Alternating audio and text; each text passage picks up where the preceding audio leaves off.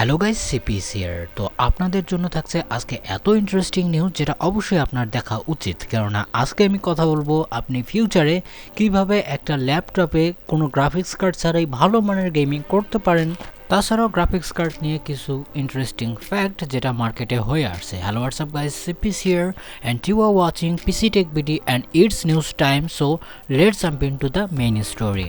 তো চিন্তা করেছি আপনাদের জন্য নিউজটা ছোট করে দেব। তো প্রথমে যদি আমরা AMDর দিকে দেখি, তো তারা খুব শীঘ্রই মাইন্ড ব্লোয়িং কিছু করতে যাচ্ছে তাদের Gen 5 আর্কিটেকচারের উপর, অর্থাৎ AMD Ryzen 8000 সিরিজের যে সকল APU গুলো হবে সেগুলোর লিক আমাদের সামনে চলে এসেছে, যেখানে স্ট্রিক্স হ্যালো থেকে শুরু করে আরও যে সকল মোবাইল লাইনআপের ফ্যামিলিগুলো হবে, অর্থাৎ ফায়ার রেঞ্জ, স্ট্রিক্স হ্যালো। যদিও তারা পরবর্তী সময়ে স্ট্রিক্স হ্যালোর নাম পাল্টিয়ে এটাকে শার্লক নামে চালাতে পারে, তো কথা হচ্ছে আমাদের নেমে তো কিছু যায় আসে না, আমাদের দরকার পারফরমেন্স এবং কি অফার করছে। তো প্রথমে যদি আমরা টপ এন্ডের দিকে দেখি, তো সেক্ষেত্রে হক পয়েন্ট এটা বেশি কিছু অফার করবে না, কেননা এটা অবভিয়াসলি একটা বিশাল বড় পারফরমেন্স লিডিং সিপিইউ হতে যাচ্ছে ল্যাপটপের জন্য, যেখানে প্রায়োরিটি বা ম্যাটার করবে পারফরমেন্স। তো সেক্ষেত্রে আইজিপি এখানে কম করা হয়েছে যাতে আপনাদের ডেডিকেটেড গ্রাফিক্স কার্ডের সহায়তা পাওয়ানো যায়। তাছাড়াও যদি আমি তাদের অফিসিয়াল আইজিপির কথা বলি, তো সেক্ষেত্রে এখানে RDNA 3+ আর্কিটেকচারের কোড দেখা যাবে, যেখানে 12টা ব্যবহার করবে, যা আসলে একটা ব্লেজিং পারফরমেন্সেবল হতে পারে আর হবে এটা। যেমন আপনারা বর্তমান সময়ের জন্য Radeon 780M আইজিপি পাওয়ার দেখতে পাচ্ছেন, সেটাই পেয়ে যাবেন। আর এটি কিন্তু একবারে লো ক্লাসের আইজিপি হতে চলেছে। তারপরে যদি আমরা স্ট্রিক্স পয়েন্টের কথা বলি, যেটার নাম অবশ্যই পরিবর্তন হতে পারে, তো এটি অবভিয়াসলি Gen 5 এর 16 কোরকে সাপোর্ট করবে। আর সবচেয়ে ইন্টারেস্টিং পয়েন্ট হচ্ছে এখানে যে আইজিপি লাগবে, অর্থাৎ RDNA 3.5, অর্থাৎ এটা একটা রিফ্রেশ ভার্সন বলতে পারি, অ্যান্ড এটাতে ইনক্লুড হয়ে আসতে পারে ওয়াপিং 40 কম্পিউট ইউনিট। বুঝতে পারছেন বিষয়টি? বর্তমান সময়ে যে সকল RX 6700 XTর মতো গ্রাফিক্স কার্ড আছে ডেডিকেটেড, অলমোস্ট সেগুলোর মতোই পারফরমেন্সেবল হতে চলেছে, যদিও এখানে কিছু এক্সপেক্টর থাকবে, তবে হ্যাঁ আপনারা বুঝতে পারছেন বিষয়টি।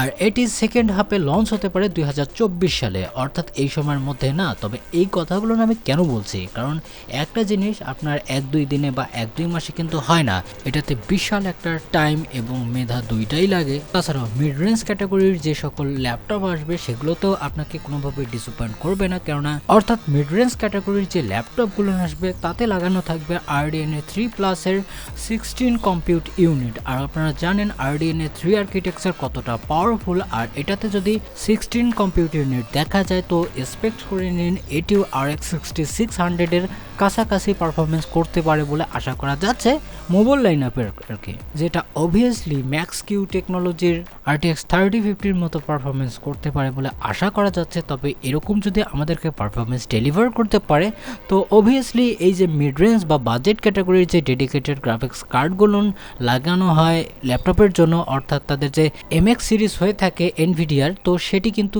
ক্লিয়ারলি চলে যাওয়ার একটা সম্ভাবনা আছে, যা অবভিয়াসলি কাস্টমারদের জন্য ভালো। তবে আরও ভালো হবে যদি তারা ডেস্কটপ গ্রেড এপিইউতে এগুলো লঞ্চ করে বা নিয়ে আসে, তো অবশ্যই বিশাল একটা হেল্প হতে পারে। তবে আপনারা কীরকম ভাবছেন যে এরকম ডেস্কটপ গ্রেড এপিইউ আসা দরকার কিনা, কমেন্ট সেকশনে সেটি লিখে জানাবেন।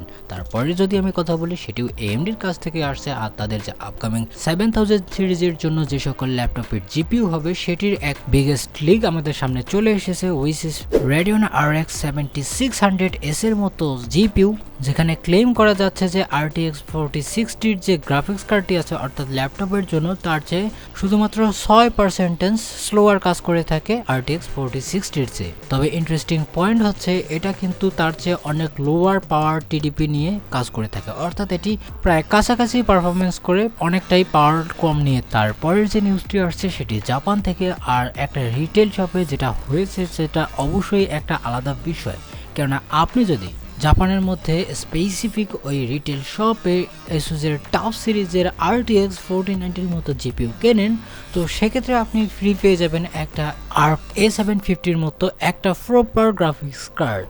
আর এরকমটাও আমাদের দেশে হওয়া উচিত। আর অবভিয়াসলি এই কাজটি যারা করবেন তাদেরকে মানবতার গেমার বলা হবে। তবে যেহেতু কথা চলছে এনভিডিয়ার, অবশ্যই বলতে হবে তাদের ব্র্যান্ড নিউ দি RTX 4070 কথা। এই গ্রাফিক্স কার্ডটি যে প্রাইস পয়েন্টে আসছে এবং যেটা পারফরমেন্স করছে, তো এটিকে কোনোভাবেই আমরা খারাপ বলতে পারি না। তবে বর্তমান সময়ে যদি আমি মার্কেট পর্যালোচনা করি, তো সেক্ষেত্রে ইউএস থেকে শুরু করে সকল দেশেই প্রায় গ্রাফিক্স কার্ডের চাহিদাটা এতটাই কমে গেছে যে তারা সেলস পর্যন্ত ভালোভাবে করতে পারছে না। আর কয়েকদিন আসার হলো কার্ডটি, অর্থাৎ লঞ্চ হওয়ার, তো সেক্ষেত্রেও কিন্তু যে প্রাইস দেখতে পাচ্ছিলাম তার চেয়ে কিন্তু বিলো এমএসআরপিতে অনেক জায়গায় বিক্রি হয়েছে। শুধু তাই না, অনেক কোম্পানিও আবার $100 স্টিম ভাউচার দিয়ে দিচ্ছে বা অনেক কিছু অনেকেই করছে যাতে গ্রাফিক্স কার্ডগুলো বিক্রি হয়। তবে এরকমটা বলবো না যে এই গ্রাফিক্স কার্ডটাই এরকম এর সাথে হচ্ছে, এরকমটা না, কেননা অনেক গ্রাফিক্স কার্ডের কন্ডিশন প্রায় সেম, অর্থাৎ যেটাই বর্তমান সময়ে আসছে সেটি কিন্তু বিক্রি বেশি হচ্ছে না। আর তাছাড়াও চাইনিজ অনেক ম্যানুফ্যাকচারার, অর্থাৎ যারা মেড করে থাকে, কেননা at the end of the day sales কম হচ্ছে, তারা যদি স্টক বৃদ্ধি করে গ্রাফিক্স কার্ডের ফ্ল্যাট তারা দেখতে পারে, তো সেক্ষেত্রে লস হওয়ার সম্ভাবনা আছে। তাই কৃত্রিমভাবে হলেও তারা শর্টেজেসের তৈরি করার চিন্তা ভাবনা করছে যাতে ঠিকঠাকভাবে সেলস যায় আর নতুন করে লস দেখতে না হয়। বাই দ্য ওয়ে, গ্রাফিক্স কার্ডের উপর একটা ডেডিকেটেড ভিডিও আসছে যেখানে অনেক বিষয় নিয়ে আলোচনা করা হবে, তাই সেটি মিস করতে না চাইলে সাবস্ক্রাইব করে রাখুন, এটা একবারেই ফ্রি।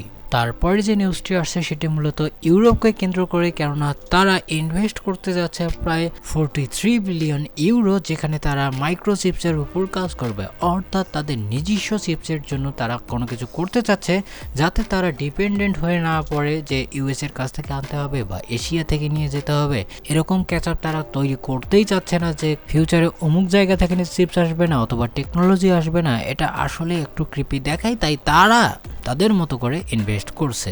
তারপরের যে নিউজটি আসছে সেটি এসুসের কাছ থেকে, আর এটি মূলত লিক, যেখানে স্পটেড করা গেছে AMD G1 ফোনিক্স খ্যাত 6 কোরের একটা পাওয়ারফুল APU যার ক্লক যেতে পারে 5.0 GHz, যেটা বিশাল একটা ব্যাপার।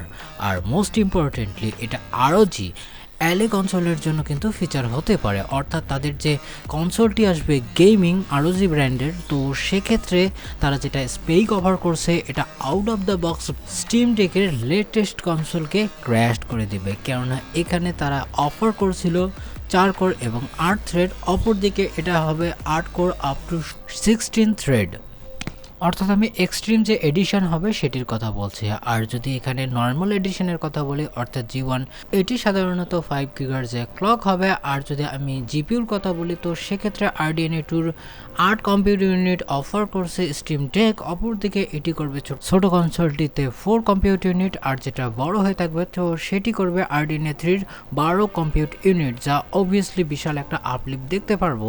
আর আপনাদের যদি ইচ্ছে থাকে এখানে আমি এক্সটার্নাল জিপিউ লাগাবো, তো সেক্ষেত্রেও আপনি এক্সটার্নালি RTX 4090 মোবাইলকে অ্যাড করতে পারবেন। অবশ্যই সেটা তাদের ROG সিরিজের এক্সটার্নাল জিপিইউ হতে হবে।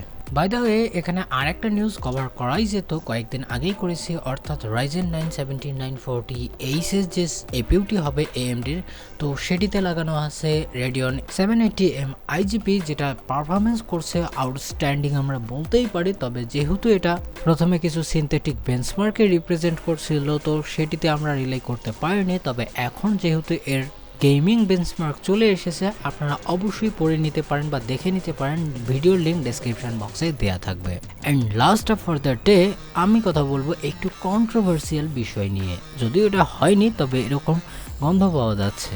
অর্থাৎ একজন Reddit user Ryzen 7 7800X 3D CPU burn করে ফেলেছে, যেটার হাত বলা যায় গেমার নেক্সাসের হাতে পড়তে পারে যদি এই কেসটি চলে যায়। যেহেতু স্টিভ নিজ উদ্যোগে এই সিপিইউটি কেনার কথা চিন্তা করছেন সিপিইউর সাথে মাদারবোর্ড, তো অবশ্যই কিছু না কিছু তো বুঝতে পারবেন। আই হোপ যে ভিডিওটি আপনাকে ভালো লেগেছে, যদি লেগে থাকে অবশ্যই লাইক দিবেন, যদি কিছু বলার থাকে কমেন্টে জানিয়ে দিবেন, আর এখনও যদি আমার চ্যানেলটিকে সাবস্ক্রাইব না করে থাকেন করে দিন।